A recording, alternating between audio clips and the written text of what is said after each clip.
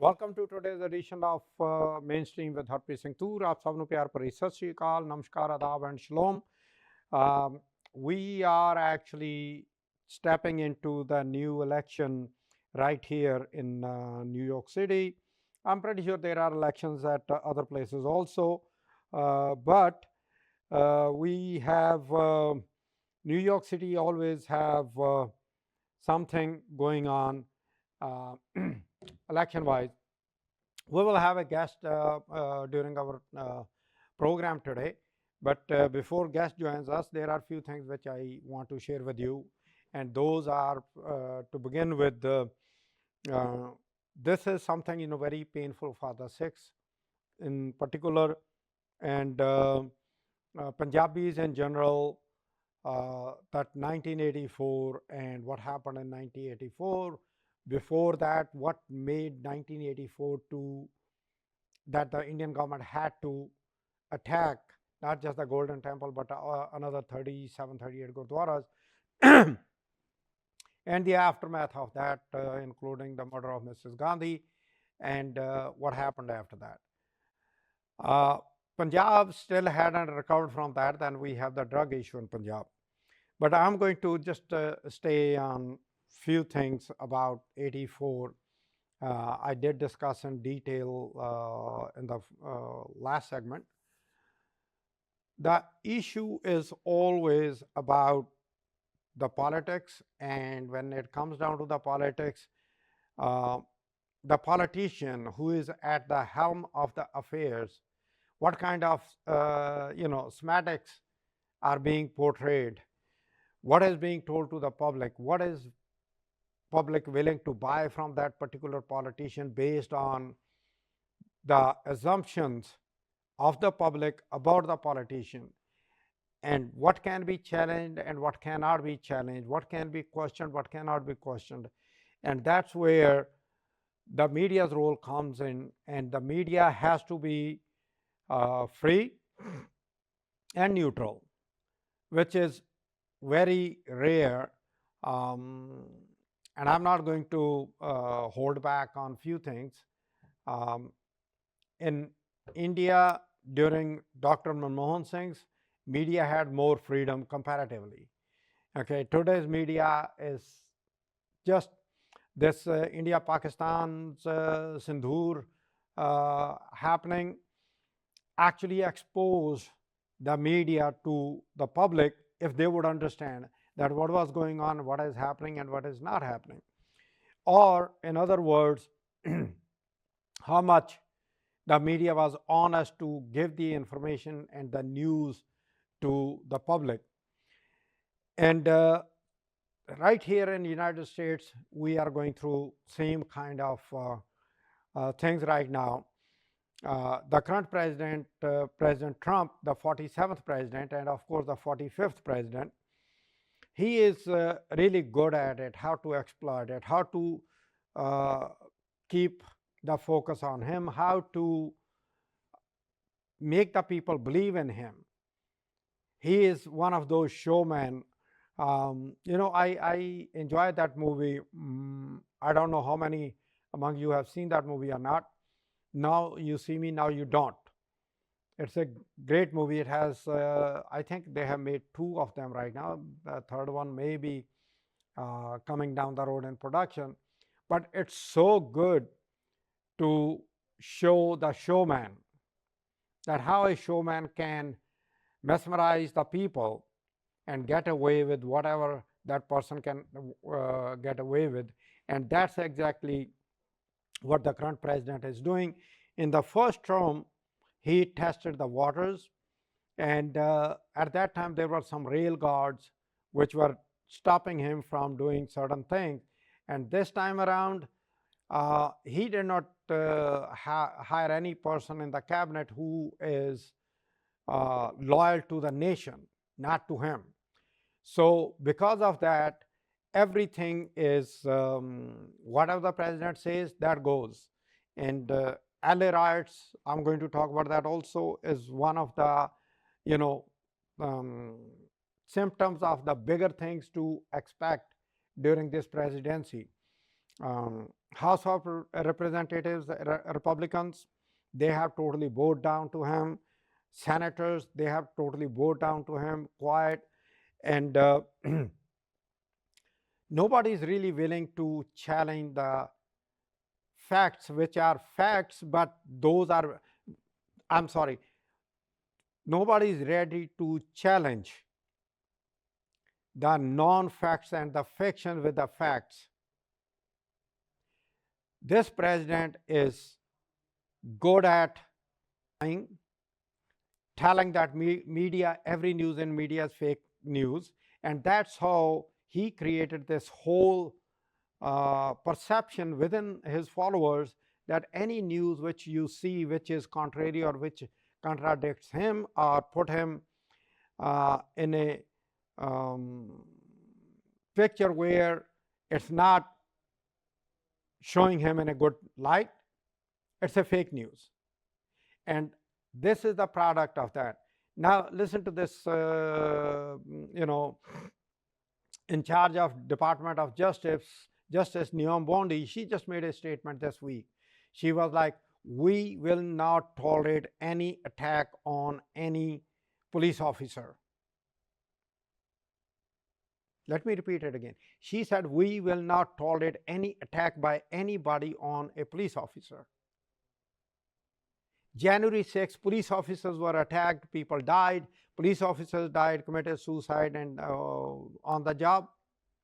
And everybody who attacked the police officer during January 6 and who were running after the lives of the elected officials, especially the Democrats, including the then Republican Vice President Pence, they were pardoned by the current administration, by President Trump. So see the contradiction. So this time he made sure that he has in his cabinet the people who actually will do what he will ask them to do. Last time, we had Mike Esper, who was Secretary of Defense. This time we have who? Hegseth. Hegseth is a showman. He was one of the TV personality, and being a defense Secretary of Defense, he is doing exactly what he was doing as a showman. He is the side people of the current president to do his bidding. And when it comes down to that, it is surprising that when the questions are asked to him about some of the decisions made by the president, like sending National Guards to California, which president cannot do unless the governor of the state asks for that. Sending Marines to the state. This is also for the first time in a long history since Marines were deployed locally. Marines are supposed to be out there, National Guards are supposed to be out there when there is a national emergency.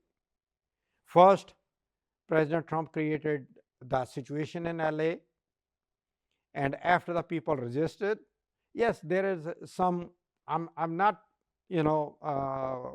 defending those people who set the police cars on fire or who got involved in these kind of activities which hurt other people. But most of the protests, they were peaceful, a vast majority, and people were being removed by the local police authorities, and governor was on top of it. But somehow no, because President Trump wants to create chaos so that he can declare emergency. And what he is using, the slogan which he ran on, that the immigrants, undocumented people, they are criminals and they will be deported. And even those people who have been for years, they have the kids, but they do not have the documents yet because everything is back the courts. They are being picked up and being deported. To come up where the kids, young kids, do not have a parent. Why? Because the parents do not have the documents. They are showing up at the school when the parents come in to pick up their kids, and they're asking for their IDs. And if you don't show it, you're in trouble. If you show it what you have, if you don't have a green card, they will pick you up. Whereas his campaign was to arrest basically the criminals. He literally declared every immigrant is a criminal. You, me, the people who are watching the show, they basically vast majority fall into the minority issues, into the minority, and they were all put up as criminals. And that is what this president was actually talking about, doing, and showing. And now he is using this as a distraction for some of the other things which he probably is going to claim and do.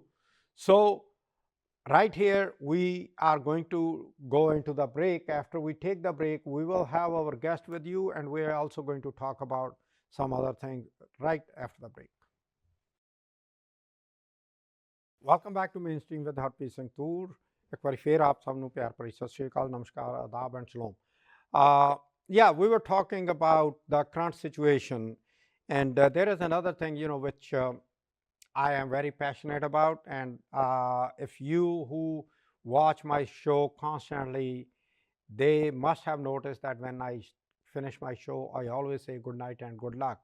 And for that, actually, the credit goes to the movie Good Night and Good Luck. Those who have not seen the movie, they must see that movie, because that shows that the journalists, how their lives are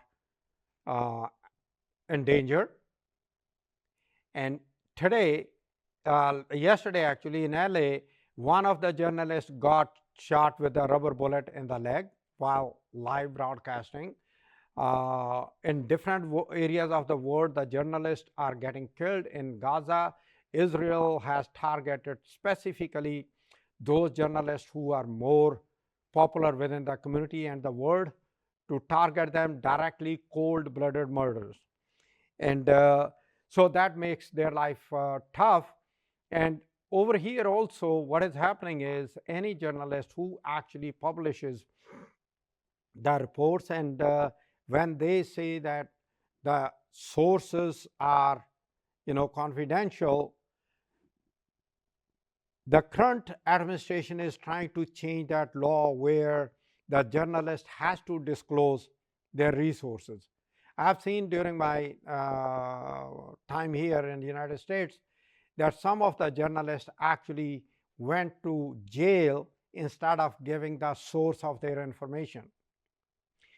If any administration is not afraid of that information, and if they know that it is a wrong information, then why would they go after the journalist, put them behind the bars, penalize them, punish them?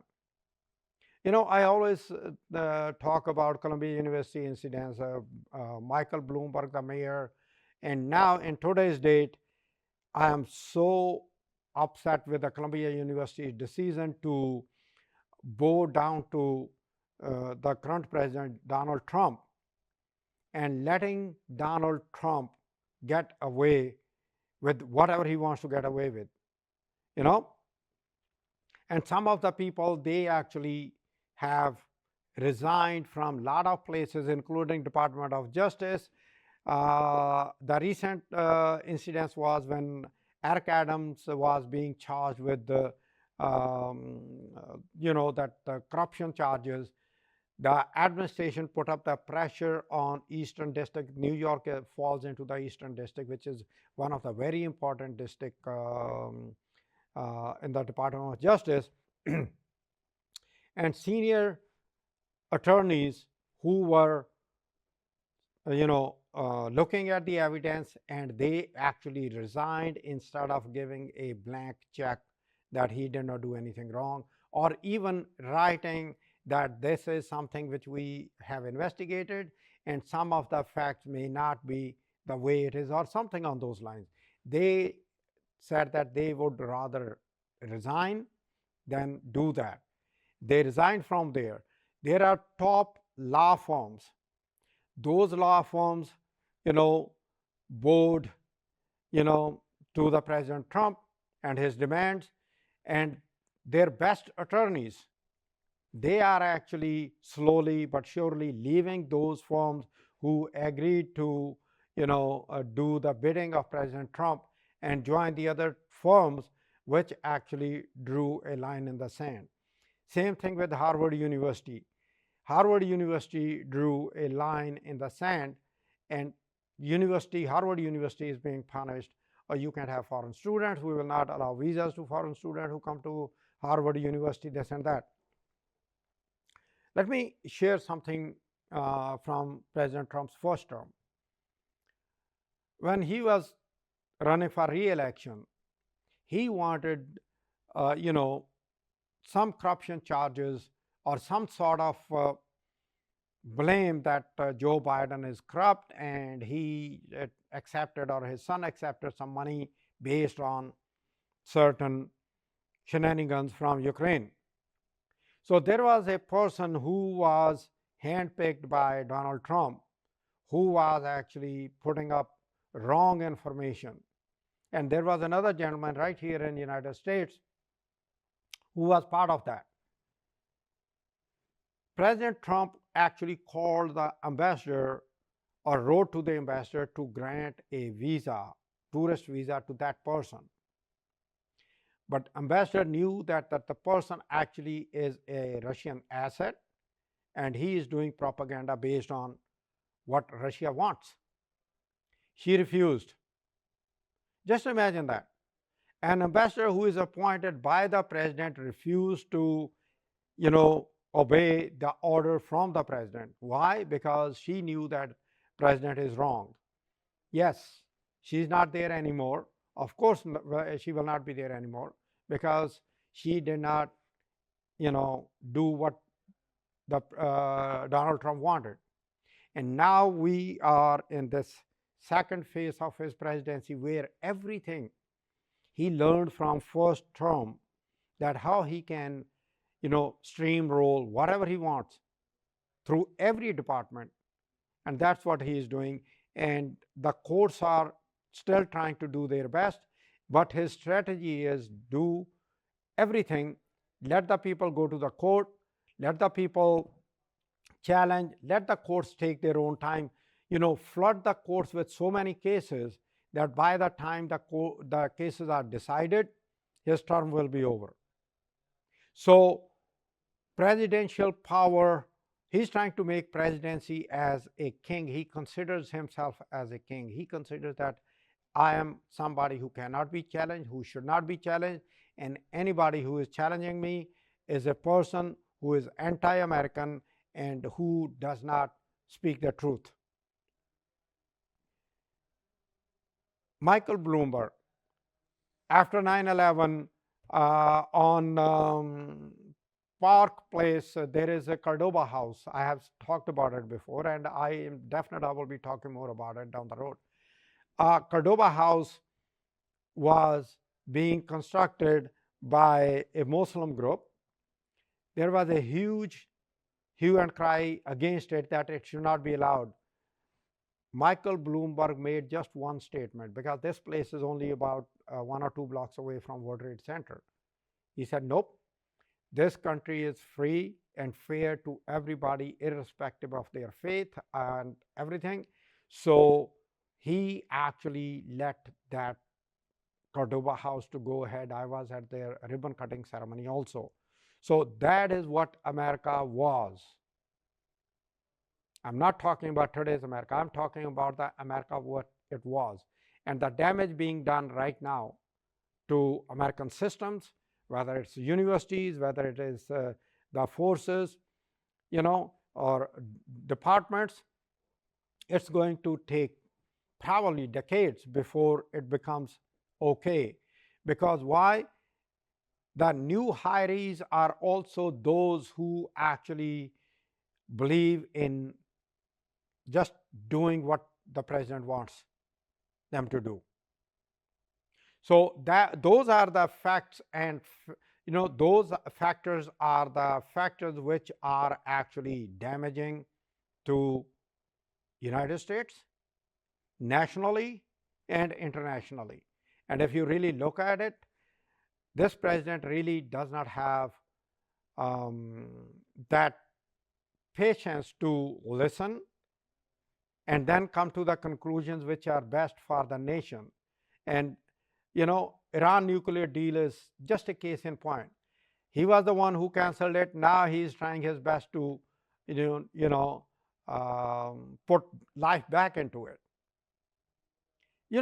These are the things which actually we should be afraid of, because our next generations are going to pay the consequences for all these things. Now, going to, just to make sure to let you know that after the break, we will have this gentleman who is running for the New York City's comptroller.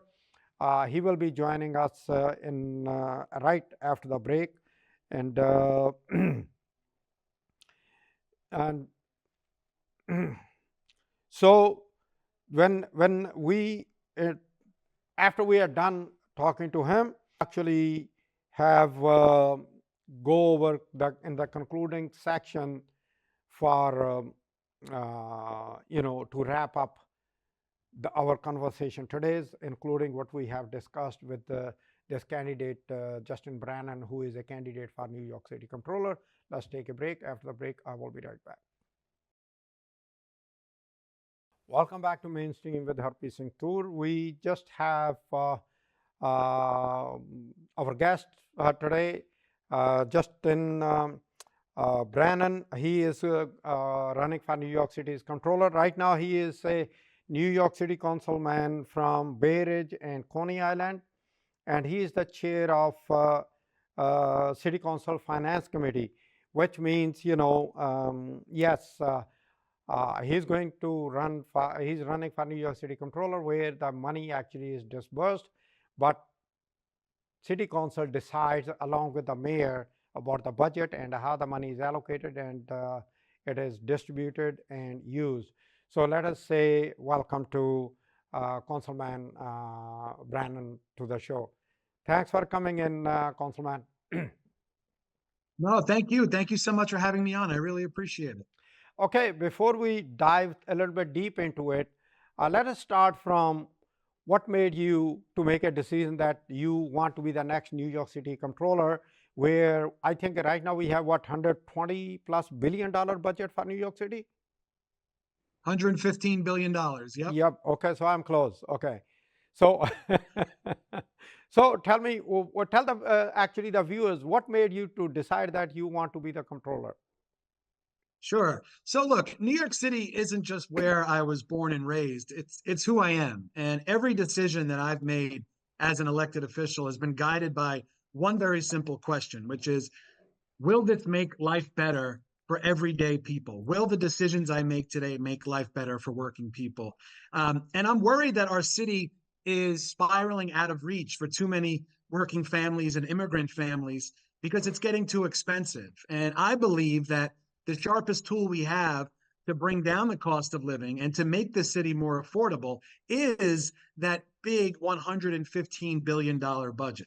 So as finance chair, the past 3.5 years, I've negotiated and overseen that budget. It's been my job to lead the negotiations. And I've learned a lot about the power that the budget has to make people's lives better. So I believe in this moment, running for controller for me is an obvious next step to try to do more for more people on a citywide level.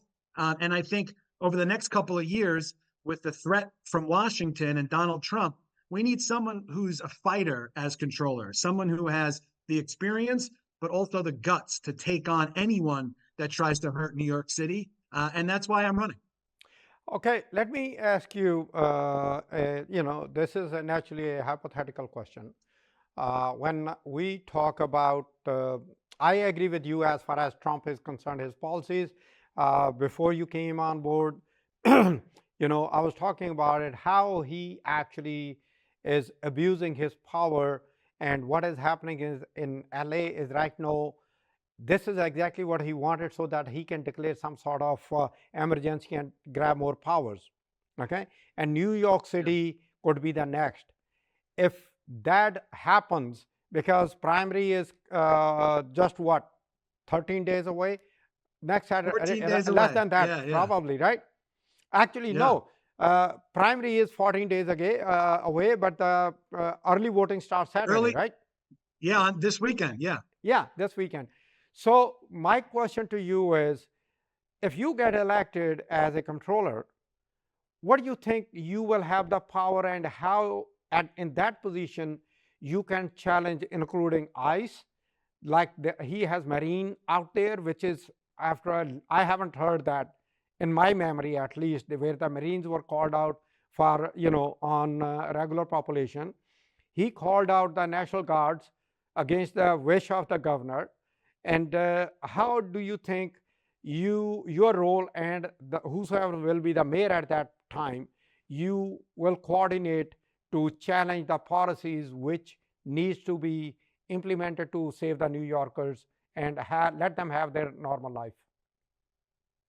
It's a great question. I think elected officials at all levels of government, your first priority right now needs to be protecting New York, protecting New York City, protecting our immigrant communities, protecting folks who are under attack, the folks that are being targeted by Trump and his cruelty and chaos coming out of his administration. So, the power of the budget and the pension funds, I believe that's going to be how we take care of each other. And that's how we build that fiscal firewall around the city. We have to fight on every front, right? We have to fight in the courts. We have to fight in the boardrooms. We have to fight, everywhere we can at all levels of government to show, number one, that we're not just going to sit back and take this, that we're going to stand up and fight for our neighbors. And unfortunately, the administration we have right now at City Hall is not doing that. So we need a new mayor. We need a whole new administration to make sure that you're standing up for New Yorkers. Because I believe in this moment, the most important thing that an elected official can do is to use the privilege of their power to stand up for our most vulnerable, to stand in that gap between the federal government and our most vulnerable communities. That should be our number one priority right now, because people are scared. People are living with a lot of anxiety. People are afraid to send their kids to school. And that is the whole point of what Trump is trying to do. He's trying to scare everybody so he can gobble up more power. So we've got to push back, and we have to be aggressive. And what we've seen out of City Hall has been just not acceptable, right? You saw yesterday the mayor went on TV and talked about, he was basically scolding people if they're going to go out and protest. He should be talking to the immigrant communities in the city who are afraid of ICE kidnapping them. He should be going out there and saying, look, we don't care if you've been in this city since birth or since breakfast. We're going to stand up for you. We're going to fight back. We're not going to let ICE just round people up. And we're not seeing that right now. So I think people running for office in this moment at all levels of government, that needs to be what they're talking about. And also, there is another thing, while we're talking about the ICE and other actions, for example, if I'm walking on the street, ICE agents with their faces covered, they reach out to me. I have tendency of, I was stopped 3 times during my life in New York City at gunpoint. And I ended up actually fighting with those guys. Now, if an ICE agent reaches out to me with that and, threatens me or says something to me, my first reaction, and it has nothing to do with, that's my natural reaction, that I'm going to be, who the hell are you? Why they have the masks on, and why they just can't come and, like a regular, officers who are doing their job. People do understand that, okay, you have a job, you are doing your job, but why they have to put on the mask? And if that situation comes up, how do you think between you and the mayor, you can actually challenge that and maybe stop that practice from implementing? Yeah, I mean, it's a great question. I mean, they're running around like cowboys, and it seems that they answer to no one, and they suffer no consequence for what they're doing, for how they're scaring people and kidnapping people and just rounding people up, innocent people who have done nothing wrong.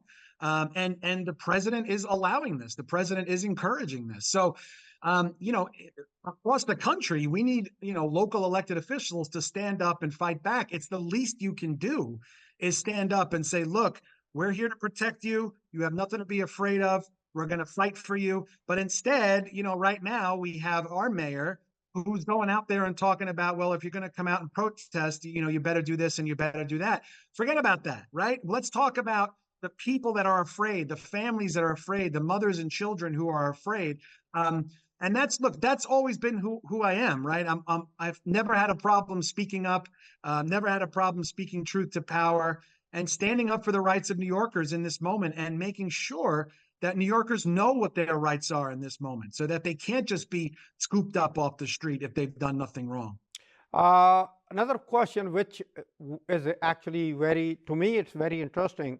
When Sandy happened, lot of years of research was washed away at Bellevue Hospital and NYU Hospital, if you remember that. Okay. Now we have RFK Jr. actually slashing funding, so much funding from those kind of research, which actually is for the future, for new drugs, for our new prevention of epidemics like we just had COVID and everything. Do you really think you will have some sort of leeway to, at that point, within New York City, to, if the funding gets cut off from the federal government, to provide funding to the institutions who are doing this critical research? Sure, it's a great question. Unfortunately, there isn't a good answer, because nearly 10% of our budget relies on federal grants and federal subsidy, federal funding. And that's because we send a lot of our money to Washington, right? New York State, New York City, New York State. We're a donor state, a donor city, where we send more money in taxes than we get back from Washington. So what's crazy is that this is not Donald Trump's money. This is our money as taxpayers. But there isn't a city in this country that can survive without that federal funding, right? Because it makes up so much of our budget, and it permeates the entire budget. It's in just about every single agency. So that's another concern, right? I don't think that there's an agency in the city that doesn't have some sort of reliance on federal funding. What we have to do is be ready and be prepared, so that if they continue to try to claw back money from the city, we're ready to fight in court, and that we're ready to go, and that we're not, that we're meeting the urgency of this moment. And we haven't seen that now, right? When Elon Musk came and clawed back $80 million of money that was, legally appropriated by Congress, it took City Hall 2 weeks to sue. When Dylan, the high school kid who was pulled off the street by ICE, it took City Hall 2 weeks for them to do something about it. Like, that is not what we need right now. We need to fight fire with fire. We need to understand the urgency of this moment, and we need to fight back, and we need to show people that we're standing up for them and defending them. I agree with you on that. Well, for obvious reason, I don't want to bring it up here, because why the current mayor is doing whatever he is doing, because he has already accepted, he got pardoned for the time being. Those cases can be revived. You know that, I know that.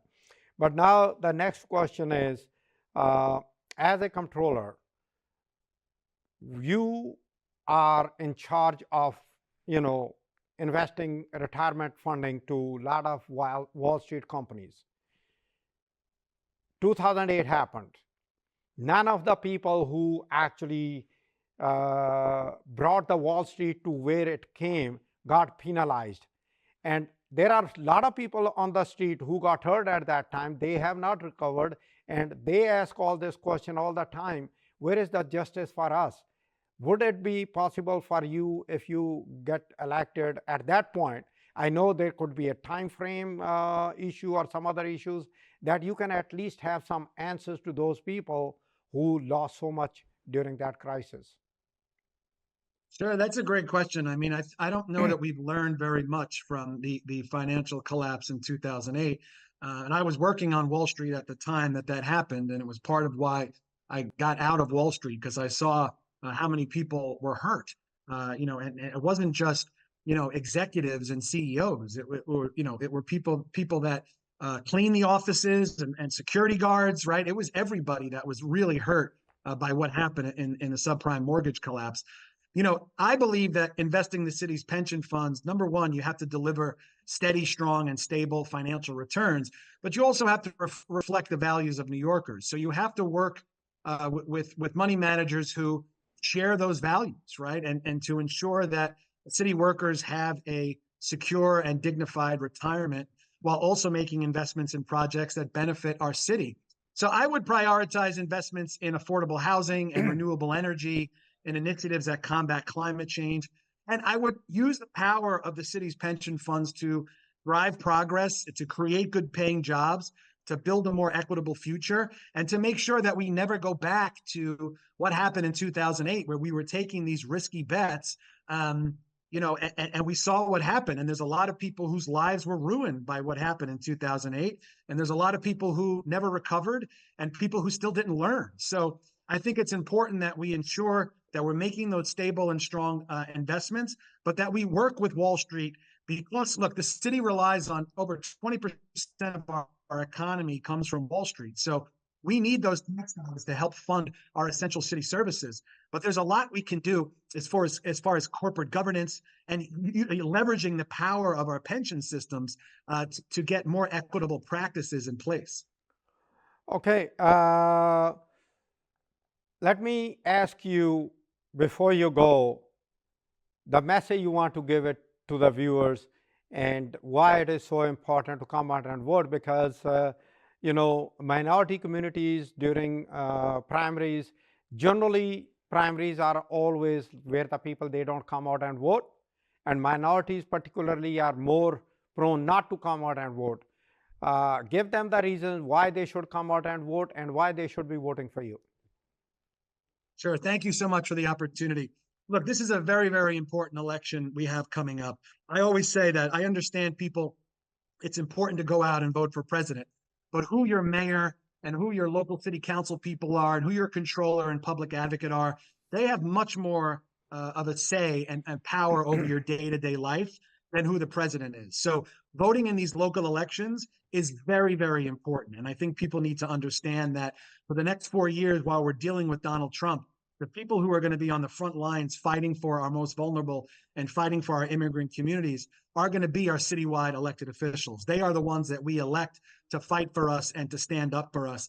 And look, New York City is never going to survive as a playground for the rich. This needs to be a palace for working people, where working families can come and thrive and start a business and raise a family and afford to buy a house and afford to grow old here. And that's the type of city that I envision. That's the type of city I want for my future. And I don't care if you've been here since birth or since breakfast, you're a New Yorker, and it's our responsibility to take care of you. And my job is going to be to fight as hard as I do for my own family as I fight for yours, and to build a city that actually works for working people. So I hope when you go out to vote this weekend for early voting or on election day on June 24th, that you'll vote for me, Justin Brannan, for controller. I'd be honored to have your support, and I won't let you down. Okay, thanks you.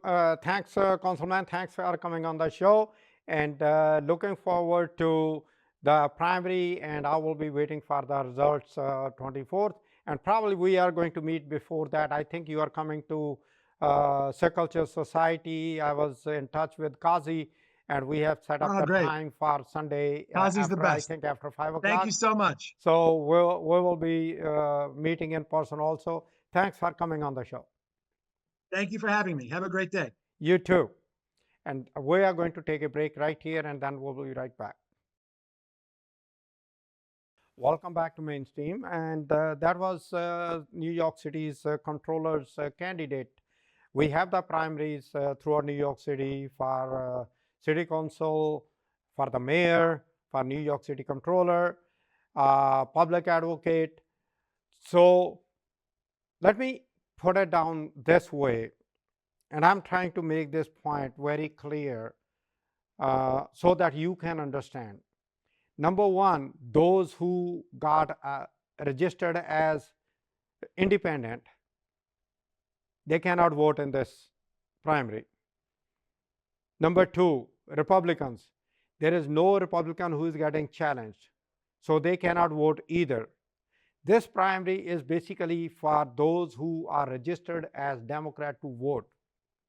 This is why I always say it is so important to register yourself as either a Democrat or a Republican. If you are independent, yeah, it gives you the boasting right. Oh, I am independent. I don't agree with Democrats, or I don't agree with the Republicans. But then again, how you can make a change? If a person who you like happens to be one of the candidate in primary, and you have no right to have your say in it, how you are helping that? So number one, you need to change, if you are independent, your registration. That's, for me, I always say that, and I always will say that. Number two, now why primary is so important? General election, we get about 60-65% people coming out and vote in general election, which will happen in November. But who is going in that election in November? The people who will win this primary. In primary, barely 20% people come out and vote, 22%. Now, let me do some hypothetical math, okay? Out of 65, let us say, just to make the life a bit easy, let us say 70% people come out and vote in general election, and only 20% come out and vote in primary. Out of that 70%, your share is 5% of the votes, even though I'm giving a higher, but I know we don't touch that, okay? Let us assume that we do 5% of the 70%. Let's do 10%, that will make my life a bit easy. So out of 70 votes, you have 7 votes. Now you have 20% only voting. Now just imagine those 7 votes part of 20%. You become 1/3, which means you are like 32% of the primary to get elected. It means what? Next candidate who will be running, the first thing he will be doing is he will be looking who comes out to vote, which community comes out to vote. Let me take a look at the numbers. That candidate will look at the numbers, and first thing and foremost will be reaching out to that community. That's where the strength is in democracy. Democracy actually is participatory system. If you don't come out and vote, you actually are hurting yourself, your future, your kids' future.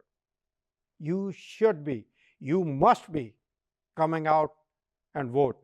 This Saturday is the beginning, early voting of the primary, and you have multi-choice. You can pick up to 5 candidates by picking up number 1, preference 1, preference 2, preference 3, 4, and 5.